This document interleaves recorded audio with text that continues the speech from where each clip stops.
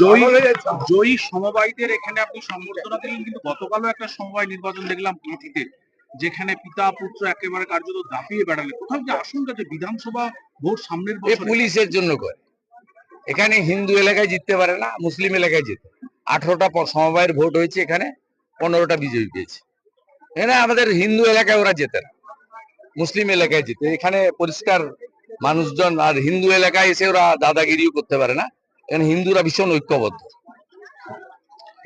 এই যে সমবায়, ওগুলো তো লুট করছে পুলিশকে দিয়ে। ওগুলো তো যেদিন সরকার হবে 1 ঘন্টার মধ্যে সব বদলে যাবে। আমি তো নিজে ভোটার, ভোট দিতে আসিনি, কারণ আমার তো কোনো প্রয়োজন নেই, আমি জানি তো ফলাফল কি।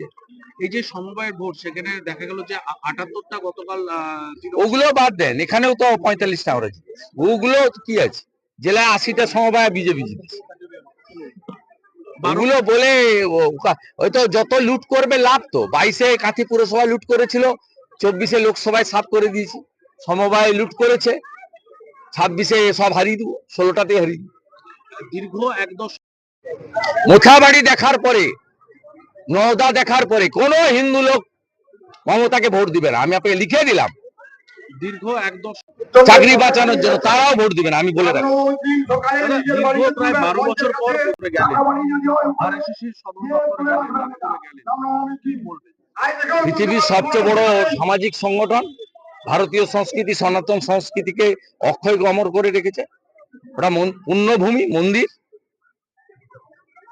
ডাক্তার সাহেবের অবদান সবাই জানে। ভারতীয় সংস্কৃতি, সনাতন সংস্কৃতিতে আমাদের উজ্জীবিত করেছে এবং দেশ আগে। মমতা বন্দ্যোপাধ্যায়ের মতো তো নয়।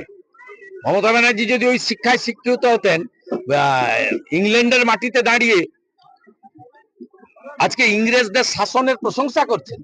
এই নন্দীগ্রামে দারোগা পুড়িয়েছিল ব্রিটিশদেরকে। এই নন্দীগ্রামে স্বাধীনতা আন্দোলনের প্রথম সারিতে ছিল এখানকার তৎকালীন কংগ্রেসীরা। আপনি বলছেন ব্রিটিশ আমলে ভালো ছিলাম আমরা? ভারতকে ছোট করার জন্য ইংল্যান্ডের মাটিতে গেছেন। ওর ওই শিক্ষা নেই বলে ওই করছে দেশ বিরোধী শিক্ষা। আর আমরা ওই শিক্ষায় শিক্ষিত, রাষ্ট্র আগে, নেশন ফার্স্ট। সামনের বছর বিধান যে আরএসএস এর দ্বারাই বিজেপি ভোটে জিতছে, উনি বুঝতে পেরেছেন, ওই জন্য মোদী আরএসএস এর সংগঠন গেছে। মহারাষ্ট্রের ভারতীয় জনতা পার্টির প্রধানমন্ত্রী থেকে শুরু করে যারা স্তম্ভ, তারা ওই শিক্ষায় শিক্ষিত।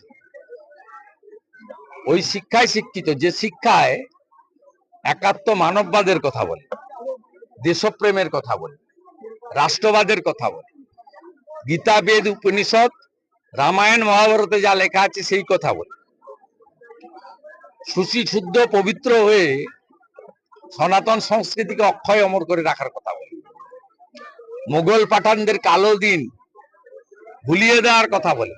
এটাই হচ্ছে সংঘের শিক্ষা। ভারতবর্ষ কংগ্রেসের চাচা ছিলেন নেহেরু।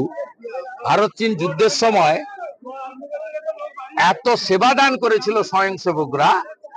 26শে জানুয়ারির প্যারেডে রাষ্ট্রীয় স্বয়ংসেবক সংঘ অংশগ্রহণ করেছিল। বাধ্য হয়েছিল তৎকালীন ভারত সরকার সংঘের স্বয়ংসেবকদেরকে ক্যাম্প করতে। যেখানে বন্যা হোক, খরা হোক, বিপর্যয় হোক, অ্যাক্সিডেন্ট হোক, প্রথম যারা পৌঁছায় তারা হলো স্বয়ংসেবক।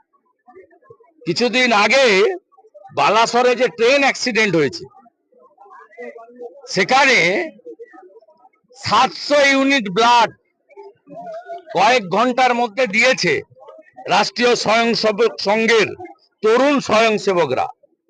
ইতিহাস যারা জানে তারা সংঘকে ছোট করার চেষ্টা করে। সংঘকে ছোট করা মানে দেশকে ছোট করা। দাদা, ভারত দেশের বৃহত্তম অর্থনৈতিক দেশ হবে, কিন্তু সেটা মানতে নারাজ মুখ্যমন্ত্রী। হবে না, রাষ্ট্রবিরোধী। রাষ্ট্রবিরোধী। এখানে হিজাব পরে এসেছিল এইরকম করে,